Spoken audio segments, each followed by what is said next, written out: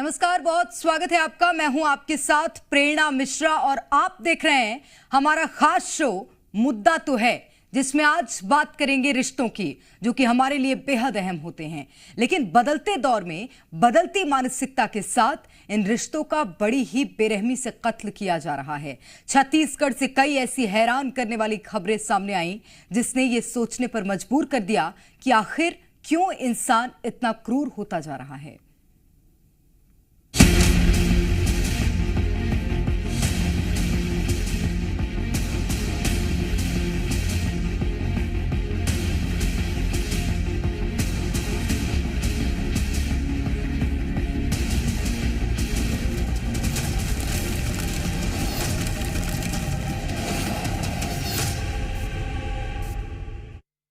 और सबसे पहले आपको अलग अलग जगह से आई खबरें दिखाते हैं। बात करेंगे रायपुर, बालोद, बिलासपुर और कोरबा की, जहां अपनों ने ही अपनों की निर्मम तरीके से हत्या कर दी। ये रिपोर्ट देखिए।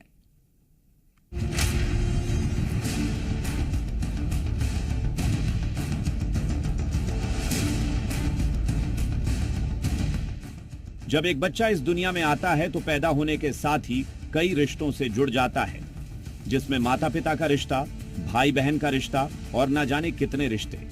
जितना बड़ा परिवार उतने सारे रिश्ते, और ये वो रिश्ते होते हैं जो उसकी जिंदगी में काफी अहम भूमिका निभाते हैं। हर रिश्ते से वो कुछ ना कुछ जरूर सीखता है।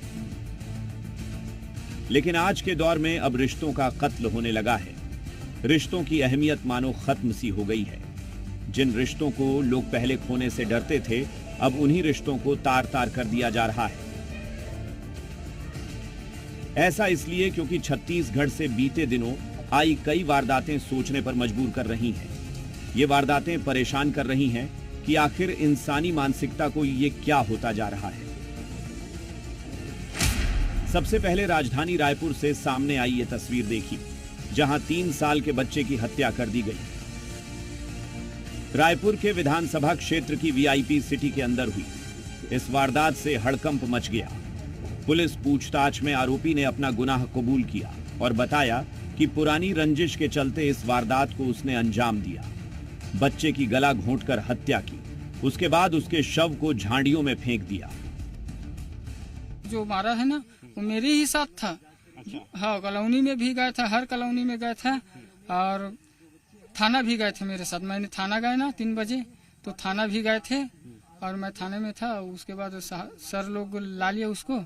लाने के बाद वही पूछताछ था। जो पहले ना एक बार वो लड़का हमारे घर में ना चोरी करने घुस गए थे, ताला वाला तोड़ रहा था, इसीलिए थोड़ा थाने में रिपोर्ट दर्ज किया था। मेरे शक वही जा रहा कि उसी के वजह से थोड़े के किया है ऐसा करके। और अब बात बालोद की, जहां एक शख्स ने शक के चलते अपनी पत्नी की हत्या कर दी। आरोपी ने पत्नी को पहले बिस्तर पर बांधा और उसके बाद गला घोंटकर उसे मौत के घाट उतार दिया। वहीं बात बिलासपुर की करें तो यहां नशे में पति और पत्नी के बीच विवाद हो गया। विवाद इस कदर बढ़ा कि पति ने पत्नी की धारदार हथियार से हमला कर हत्या कर दी। आरोपी की बेटी ने पूरे मामले की पड़ोसियों को सूचना दी, जिसके बाद पड़ोसियों ने पुलिस को पूरे मामले की सूचना दी। और अब कोरबा से सामने आई खबर की बात करते हैं, जिसने सभी को हैरान कर दिया। कोरबा में सौतेले पिता ने 4 साल के मासूम बेटे की पटक पटक कर हत्या कर दी। बताया जा रहा है कि आरोपी ने कुछ महीने पहले ही प्रेम विवाह किया था। फिलहाल आरोपी पुलिस की गिरफ्त में है। जिस तरह के मामले सामने आ रहे हैं, वो लोगों की मानसिकता पर सवाल खड़े कर रहे हैं। ऐसे में सीनियर साइकोलॉजिस्ट ईला गुप्ता का क्या कुछ कहना है और कैसे लोगों को सतर्क रहने की जरूरत है, वो सुनिए। यहाँ पर जो केस है कि एक बच्चे की हत्या हो गई, वो केवल 3 वर्ष का था और उसके पिता के साथ वो व्यक्ति पुलिस स्टेशन भी गया। तो यहाँ पर वो जो व्यक्ति है उस बच्चे के साथ घूम रहा है, बात कर रहा है बहुत ज़्यादा। कभी भी आप देखेंगे समाज में अगर किसी भी व्यक्ति को डिप्रेशन होता है या अलग तरीके का व्यवहार होता है तो वो किसी से मिलता जुलता नहीं। तो मेरी एज अ मनोवैज्ञानिक गुजारिश है कि आप उस व्यक्ति का ज़रूर चेक करें। कोई भी मोहल्ले में हो, कॉलोनी में हो, उसके परिवार वालों को सूचित करें अगर वो अकेला रहता है। छत्तीसगढ़ से सामने आए ये मामले कई तरह के सवाल खड़े कर रहे हैं। सवाल ये कि क्या लोगों को अब रिश्तों की अहमियत नहीं रही? सवाल ये भी कि आखिर क्यों लोगों की इतनी क्रूर मानसिकता हो गई है कि लोग अपनों की हत्या करने से पीछे नहीं हट रहे। ब्यूरो रिपोर्ट, जी मीडिया। तो रिश्तों का कत्ल आखिर क्यों हो रहा है, ये सवाल आज जी मध्य प्रदेश छत्तीसगढ़ कर रहा है। हमारे साथ हमारे खास मेहमान भी जुड़े हुए हैं। सीनियर साइकोलॉजिस्ट डॉक्टर ईला गुप्ता जी हमारे साथ जुड़ गई हैं। सागर पांडे जी भी हमारे साथ इस चर्चा में होंगे, अधिवक्ता हैं। आप दोनों का बहुत स्वागत करती हूँ। थोड़ी देर में हमारे साथ सोशल एक्टिविस्ट प्राची कौशिक जी भी जुड़ेंगी। लेकिन सबसे पहला सवाल डॉक्टर ईला गुप्ता जी मेरा आप ही से है। अब के समय में ऐसा क्या हो रहा है, ऐसी कौन सी मानसिक दबाव के चलते हम लोग जूझ रहे हैं कि इस तरह की वारदातों को अंजाम दे रहे हैं, अपने ही अपनों के जान के दुश्मन बन रहे हैं? जी, सभी दर्शकों को मेरा नमस्कार। ये एक बहुत बड़ी समस्या है कि आपने जैसा कहा कि अपने ही अपनों के दुश्मन बन रहे हैं, क्योंकि अभी समाज बहुत तरीके से बदल गया है। हमारे पास सोशल मीडिया है और हमें हर चीज़ बहुत जल्दी अपने पास लेने के लिए आदत हो गई है। जैसे कि अगर मेरा फेसबुक 1 सेकंड के लिए भी नहीं खुलता तो मुझे एक अलग प्रकार की एंजाइटी होती है। तो उसी प्रकार व्यक्ति जो है रिश्तों में भी उसी प्रकार से अपनी चाहतों को पूरा करना चाहता है, और कई बार वो चाहतें अपने पार्टनर से पूरी नहीं होती हैं तो वो बहुत ज़्यादा एग्रेसिव हो जाता है, डिप्रेशन में चला जाता है और उसका दिमाग एकदम नेगेटिव सोचते हुए वो अपने पार्टनर के साथ कुछ भी गलत करता है या मार देता है, हिट करता है फिजिकली। दूसरा इम्पॉर्टेंट रीज़न इसमें ये आता है कि आज पति पत्नी हो या माँ बेटी हो या माँ पिता बच्चे हो, आपस में वो लोग बहुत कम बातचीत करते हैं, सब अपने में हैं। अपने में मतलब कि अगर वो कोई कार्य कर रहे हैं तो कर रहे हैं, बाकी टाइम उनके पास मोबाइल है मन लगाने के लिए। तो सबसे पहले एक रिलेशनशिप का एक की फैक्टर होता है कम्युनिकेशन, जिसमें कि हम आपस में बैठकर आपस में एक दूसरे के साथ चर्चा करें, डे टू डे जो भी हमने किया उसको आप बताएं। और हमें ऐसा लगता था पहले जब सोशल मीडिया नहीं होता था कि पत्नी के पास पति है और पति के पास पत्नी है एज अ जीवन साथी, जो वो अपने सुख दुख को कर सकता है। बट अभी सोशल मीडिया में चाहे वो पत्नी हो चाहे वो पति हो, किसी भी इकोनॉमिक स्टेटस के हो, वो लोग के पास इंस्टाग्राम है, फेसबुक है, जहां उनके पुराने दोस्त या सहेलियां या बिना किसी पहचान के दोस्ती हो जाना सोशल मीडिया प्लेटफॉर्म पे, और वो लोग आपको जानते नहीं है और वो आपसे सिंपैथी करते हैं। तो यहाँ पे जो पति है वो कहीं और से अगर उसको वो चीजें मिल रही हैं तो उसके लिए जो पत्नी है वो बिल्कुल नगण्य हो गई, मतलब होकर भी नहीं है वो।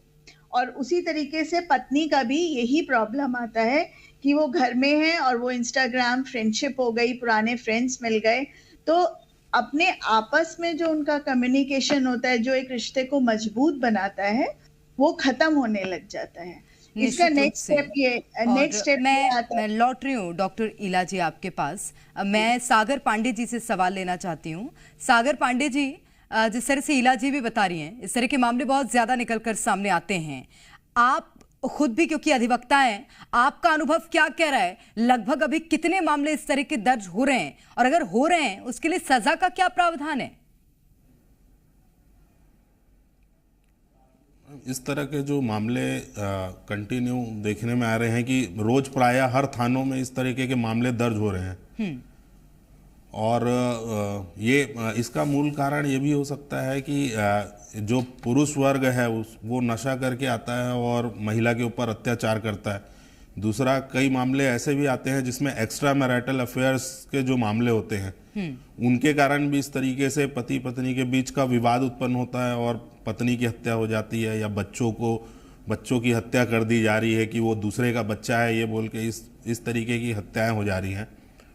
और इसके अलावा अगर देखा जाए तो घरेलू विवादों में होता है कि पति पत्नी के आपसी कई मामले में अंडरस्टैंडिंग को लेकर और बहुत सारी चीज़ों को लेकर, घर के विवादों को लेकर इस तरह के झगड़े हो जाते हैं, जिसके कारण ऐसे मामले प्रायः देखने को मिलते हैं कि थानों में पंजीबद्ध होते हैं। और ये कुछ मामले ऐसे होते हैं जिसमें पहले ही पता चल जाता है तो एक दूसरे की शिकायत करके उसको कोर्ट तक ले आया जाता है। लेकिन कुछ मामलों में या तो पत्नी कुछ बोल नहीं पाती तो इस प्रकार की हत्याएं हो जाती हैं। जी पांडे जी, मुझे लगता है अब लोगों में डर भी खत्म हो गया है, क्योंकि कई बार ऐसा होता है जब हम सरेंडर करते हैं तो सजा का प्रावधान थोड़ा हल्का हो जाता है, कम हो जाता है। और ऐसा बहुत हुआ है कि लोग अपने परिवार में किसी की हत्या करते हैं, थाने में जाके हथियार के साथ साथ खुद को सरेंडर कर देते हैं। जी सरेंडर करने से उनकी सजाएं कम हो जाना ये नहीं है, लेकिन कहीं ना कहीं उस पे उसकी मानसिक स्थिति को देखते हैं। न्यायालय ये देखता है कि उसकी मानसिक स्थिति क्या थी। अगर वो खुद आकर यहाँ पे समर्पण कर रहा है तो कहीं ना कहीं कोई ऐसी मानसिक स्थिति या उस पर कितना उसका प्रभाव पड़ा है ये तो नहीं है करके इस चीज को देखा जा सकता है, लेकिन ये नहीं है कि उसको सजा कम दे दी जाए। अच्छा, ठीक है, मैं लौटूंगी सागर पांडे जी आपके पास। डॉक्टर ईला गुप्ता जी, मेरा सवाल आपसे है कि आजकल लोग मेंटल हेल्थ को बहुत लाइटली ले रहे हैं। पहले के ज़माने में मुझे लगता है इतना वर्कलोड भी नहीं था लोगों में, और अमूमन पूरा परिवार जॉब में हो ऐसा भी नहीं होता था, कोई घर पे मौजूद होता था जिससे हम संवाद कर सकते थे, कम्युनिकेट कर सकते थे। लेकिन आज की डेट में अब इसीलिए मेंटल हेल्थ की प्रॉब्लम्स बढ़ती जा रही हैं, लेकिन हम उसको फिर भी लाइटली लेते हैं। कई बार ऐसा होता है हम अपने अंदर अनुभव कर रहे होते हैं कि हम मानसिक रूप से परेशान हैं, लेकिन जब वो अग्रेशन लोगों पर निकालते हैं, लोग किसी भी तरह से अपने परिवार वाले भी पागल कहकर छोड़ देते हैं। इसको कितना सीरियस लेना चाहिए फैमिलीज को, बताइएगा। आपने बहुत ही अच्छा क्वेश्चन पूछा मैम। ये बहुत ही सीरियस चीज है। मैं हर दर्शक से जो सुन रहे हैं इस कार्यक्रम को विनती करना चाहूंगी कि परिवार में किसी का भी व्यवहार देखिए, गुस्सा सबको आता है, चिड़चिड़ाहट सबको होती है, और आजकल सभी लोग काम करते हैं। पहले क्या होता था, सिर्फ पुरुष वर्ग काम करता था, लेडीज घर पे रहती थी। आज चाहे लड़की हो, चाहे लेडीज हो, चाहे जेंट्स हो, सभी काम कर रहे हैं, और कंपटीशन बहुत ज्यादा है, तो स्ट्रेस, तनाव का लेवल जो है वो बहुत ज्यादा बढ़ गया है। तो यहाँ पर कभी कभी नहीं, बहुत ज्यादा, जैसे हमारा अगर हम कॉर्पोरेट सेक्टर की तरफ जाते हैं या हम कोई भी प्रोफेशन में देखते हैं, स्ट्रेस बहुत ज्यादा होता है, एंजाइटी बहुत ज्यादा होती है, क्योंकि टारगेट्स पूरे कंप्लीट करने होते हैं। हर कंपनी प्रेशर पुट करती है, तो हमारे पास बात करने को कोई नहीं होता। तो जब बात करने को कोई नहीं होता तो हमारे भाव हैं, हमारे जो विचार हैं, वो हमारे अंदर ही रह गए। क्योंकि एक पति पत्नी है, वो भी 8 घंटे काम करके आ रहे हैं, और 8 घंटे के बाद भी वो वर्क फ्रॉम होम कर रहे हैं, तो वो थक रहे हैं, तो आपस में बातचीत नहीं है, तो धीरे धीरे वो चीज होती है, हमारे ब्रेन में हैप्पी हार्मोन्स बनने कम हो जाते हैं, और हमारा व्यवहार डे टू डे में बदलने लग जाता है। हम चिड़चिड़ाने लग जाते हैं, हमारी भूख कम हो जाती है, हमें गुस्सा आने लग जाता है। तो यहाँ पर हर कोई फिर उसको समझाता है, देखो ना, योगा करो, वॉक करो, अच्छा खाओ, बट वो व्यक्ति ये सोचता है मेरे को तो ये सब बातें पता है करने के लिए, फिर भी मैं नहीं कर पा रहा हूँ। तो यहाँ पर जो परिवार के सदस्य हैं, उनको ये देखना चाहिए कि बोलने के बाद भी अगर वो व्यक्ति वो चीज को इम्प्लीमेंट नहीं कर पा रहा है रोजमर्रा की जिंदगी में, तो उसको जरूर से बिना किसी हिचकिचाहट के बिल्कुल डॉक्टर के पास लेकर जाना चाहिए। और दूसरी बात, जैसे हर कोई बोलता है तो हम पागल नहीं हैं, हम साइकोलॉजिस्ट के पास क्यों जाएं, या ये पागल है। मैं आपको एक चीज डिफरेंस बताऊं, पागल जो होता है ना, उसको जो आसपास वातावरण में हो रहा है उसके बारे में कोई भी जानकारी नहीं होती है। दिन है, रात है, खा रहा है, नहीं खा रहा है, नहाया है, डे टू डे एक्टिविटी में। पर अगर किसी को डिप्रेशन होता है या सैडनेस होती है, तो उसको, वो अपने सारे काम कर रहा होता है व्यक्ति, वो रोज ऑफिस जा रहा होता है, वो अपनी सारी जिम्मेवारियां निभा रहा होता है, पर वो जल्दी गुस्सा हो रहा होता है और किसी से बात कम कर रहा होता है। तो ये पागल में और जो नॉर्मली किसी इस तरह की चीज में बहुत डिफरेंस है। इसको हम रिलेट कर सकते हैं, जैसे मेरा कोलेस्ट्रॉल बढ़ गया, हम लोग बहुत केयर करते हैं, हमारा कोलेस्ट्रॉल बढ़ गया, डॉक्टर ने कहा, तो हम उसको डाइट लेकर और मेडिसिन लेके ठीक कर लेंगे। बट अगर हम कोलेस्ट्रॉल नहीं ठीक करते हैं तो हो सकता है वो हमारा हार्ट प्रॉब्लम में कन्वर्ट हो जाए। निश्चित रूप से ये बहुत महत्वपूर्ण बात है, और मेंटल में बिल्कुल, और मेंटल पीस पर लोगों को खास तौर पर ध्यान देना चाहिए। प्राची कौशिक जी भी हमारे साथ जुड़ी हुई है, सोशल एक्टिविस्ट हैं। प्राची जी, आपका भी बहुत स्वागत करती हूँ जी मध्य प्रदेश छत्तीसगढ़ में। प्राची जी, सवाल मेरा आपसे ये है कि आप एक सोशल एक्टिविस्ट हैं, किस तरह से एक्टिवनेस जगाई जाए समाज में कि अपने मानसिक तनाव को भी दूर रख सके लोग, अपने परिवार के साथ इस तरह की हिंसा ना करें। क्या कदम उठाना चाहिए पूरे समाज को, और खास तौर पर वो लोग जो कि समाज सेवा की ओर काम कर रहे हैं?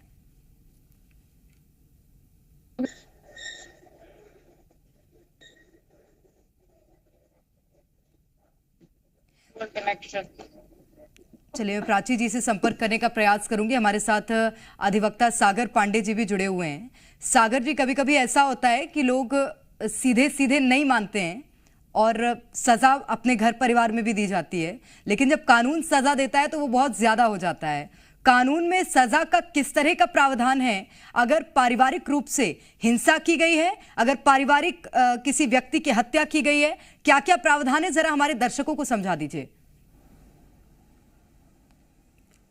मैं बताना चाहूँगा कि पति पत्नी के जो मामले हैं उनमें अगर किसी प्रकार से घरेलू हिंसा के मामले हैं तो महिलाएं घरेलू हिंसा के प्रकरण के तहत परिवाद दायर कर सकती हैं, जिसमें उनको रहने से लेकर उनके जो रोज़मर्रा की आवश्यकता है उसके संबंधित प्रतिकर दिलाया जा सकता है। दूसरी चीज़, अगर दहेज प्रताड़ना का मामला जो है, जो पूर्व में आईपीसी 498A में था और अभी नए परिवर्तित कानून बीएनएस में सेक्शन 85 में है, तो इसमें अगर ससुराल पक्ष के द्वारा कुछ क्रूरता की जाती है, चाहे वो दहेज के संबंध में है, किसी उसके शारीरिक उस रूप के बारे में है, तो उस मामलों में 3 साल तक की सजा जो दोषी हैं उनको हो सकती है। और हत्या के मामले में अगर जाएं तो हत्या के मामले में विभिन्न वर्ग समूहों में अलग अलग सजाओं का प्रावधान पूर्व में जो आईपीसी में था बीएनएस में नए कानून में है। ठीक है डॉक्टर ईला गुप्ता जी, मेरा सवाल आपसे है, जैसे कि आप खुद भी समझा रही हैं कि दो चीज़ों में बहुत डिफरेंस होता है। एक मेंटली चैलेंज्ड कौन है और एक वो जिनको कि साइकियाट्रिस्ट की ज़रूरत है, जिनको कि काउंसलिंग की ज़रूरत है। दो अलग अलग चीज़ें होती हैं। लेकिन कभी कभी हम तनाव के चलते अपने परिवार के लोगों पर इस तरह के अत्याचार करते हैं कि जो हमारी आने वाली पीढ़ी है, यानी कि छोटे छोटे बच्चे हैं, 3-4 साल के बच्चे, वो देखते हैं, उनके दिमाग में बहुत नेगेटिव प्रभाव उसका पड़ता है। और ये किस तरह का प्रभाव होता है, उन बच्चों की आगे जाकर क्या प्रवृत्ति हो सकती है, ये भी समझा दीजिए। हाँ, आपने ये भी बहुत ही अच्छा क्वेश्चन पूछा। क्या होता है कि जो माँ बाप हैं वो किसी और पे गुस्सा नहीं उतार पाते हैं, तो वो बच्चों पे, क्योंकि वो हमसे कमज़ोर हैं और ये एक ह्यूमन टेंडेंसी होती है कि हम अपने कमज़ोर पे अपना रौब झाड़ते हैं, तो वैसे ही माँ बाप छोटे बच्चों को मारते हैं और उनसे गंदी भाषा का प्रयोग करते हैं। तो उस टाइम तो हमें नहीं पता चलता, क्योंकि हमें ऐसा लगता है कि मैं माँ हूँ और मैं पिता हूँ, तो मेरे पर पूरा हक है कि मैं अपने बच्चे को कुछ भी कह सकता हूँ और किसी भी प्रकार का व्यवहार कर सकता हूँ और मैं गिल्टी भी नहीं हूँ उसके लिए। बट इसका कॉन्ट्रेरी, जो वो बच्चा बड़ा होता है, तो जैसे मेरे पास केसेस आते हैं, तो वो बच्चे शादी नहीं करना चाहते, वो रिलेशनशिप में कभी भी स्टेबल नहीं रहते। जैसे कोई लड़की है तो उसका अगर कोई दोस्त बनता है तो वो दोस्ती थोड़े दिनों में उसकी टूट जाती है, फिर वो दोस्त बनाएगी, फिर वो टूट जाती है। और अगर वो चलती भी है तो शक होता है उसको अपने जो भी उसका पार्टनर है। और लड़के बिल्कुल शादी नहीं करना चाहते, वो कहते हैं कि हमें इतना मेंटल टॉर्चर और इस तरह का नहीं जीवन चाहिए जो हमने अपने माँ बाप। तो मतलब कि समाज में जो एक बहुत ही पवित्र संस्था है, जिसको हमने एक मैरिज का नाम दिया, शादी है, जिसमें हर प्रकार की हमारी एक नीड पूरी होती है, फिजिकल, इमोशनल और मेंटली, वो धीरे धीरे अब खत्म हो रही है। आप देखिए कि 35 वर्ष 40 वर्ष के भी लड़के लड़की कुंवारे हैं, निश्चित रूप से वो भी शादी नहीं करना चाहते हैं। और आजकल की पीढ़ियों में ये बहुत कॉमन बात देखने मिल रही है कि लोग कह देते हैं हमें शादी नहीं करना है, हम ऐसे ही खुश हैं, अकेले और सिंगल खुश हैं। मैं लौटूंगी आपके पास ईला जी। प्राची कौशिक जी हमारे साथ फोन लाइन पर जुड़ गए हैं, सोशल एक्टिविस्ट हैं। प्राची जी, इससे पहले भी मैंने आपसे सवाल किया था, और ये घरेलू हिंसा के मानसिक रूप से तनाव के चलते बच्चों पर अत्याचार करना, उनकी हत्या या परिवार के किसी की हत्या करना, इस तरह के मामलों से आप भी अवगत होंगी, लेकिन समाज सेवी के तौर पर क्या कदम उठाए जा सकते हैं, आगे जरा समझा दीजिएगा। देखिए, जो समाज का सोशल फैब्रिक है, फर्स्ट इंस्टीट्यूशन जो होता है वो परिवार सिस्टम होता है, पारिवारिक संबंध होते हैं। जी। तो किसी भी समाज की जो आधारभूत एक स्ट्रक्चर होता है, वो पहला स्ट्रक्चर होता है परिवार। और परिवार में मानसिक तनाव के चलते, आर्थिक तंगी के चलते और जो मीडिया का एक्सपोजर है, अनकंट्रोल्ड एक्सपोजर है, उसकी वजह से हिंसाएं बढ़ रही हैं। और परिवार में जो मॉरल पॉलिसिंग है वो कहीं गायब हो रही है कि पहले आंखों की शर्म, बड़े बुजुर्गों की शर्म, वो सब तो छोड़िए, आप अपने ही परिवार के जो सगे संबंधी है, बच्चे हैं, पत्नी है, अपना सारा गुस्सा वहां निकाल पा रहे हैं क्योंकि कहीं ना कहीं आप नाकाम हैं। तो ये सारी चीजों के चलते पारिवारिक इंस्टीट्यूशन को, पारिवारिक संगठन को मजबूत बनाने के लिए हमें सबसे पहले समझना होगा कि जो परिवार है वो समाज की नींव है। और सरकार को भी फैमिली काउंसलिंग को लेकर अलग अलग तरह के सेंटर्स खोलने चाहिए और ये इजी टू एक्सेस होने चाहिए। लोगों को पता नहीं है कि अगर मेरा पिता इस तरह से व्यवहार कर रहा है तो मैं क्या करूं, बच्चों को नहीं पता है। और ये स्कूल लेवल पे ये शुरुआत होनी चाहिए कि अगर आपका कोई बड़ा संबंधी आपको परेशान करता है तो आप कहाँ जाए, बच्चा कहाँ जाएगा। निश्चित रूप से प्राची जी, मुझे लगता है पहले छोटे बच्चों को एक सब्जेक्ट हुआ करता था मॉरल साइंस, और उसने थोड़ा बहुत मॉरल तो बच्चों को सिखाया था, लेकिन अब उस सब्जेक्ट को भी इरेडिकेट कर दिया है। स्कूल्स में भी किसी तरह की काउंसलिंग नहीं, और ये बहुत ज़्यादा तनाव में उन एज वर्ग के लोगों को तो डाल ही रहा है। इसी के साथ जो परिवार वाले हैं वो अपने काम को लेकर जिस तरह से फ्रस्ट्रेट हो रहे हैं, कई तरह की वारदातें इस तरह की निकलकर सामने आ रही हैं। बहुत शुक्रिया आप तीनों का हमारे साथ जुड़ने के लिए, तमाम बातचीत के लिए। तो आजकल मेंटल हेल्थ के चलते हम अपने रिश्तों का कत्ल कर रहे हैं, और ये एक सोचने वाला विषय है कि क्या परिवार में इस तरह से हिंसा करना आपकी समस्या का समाधान कर रहा है।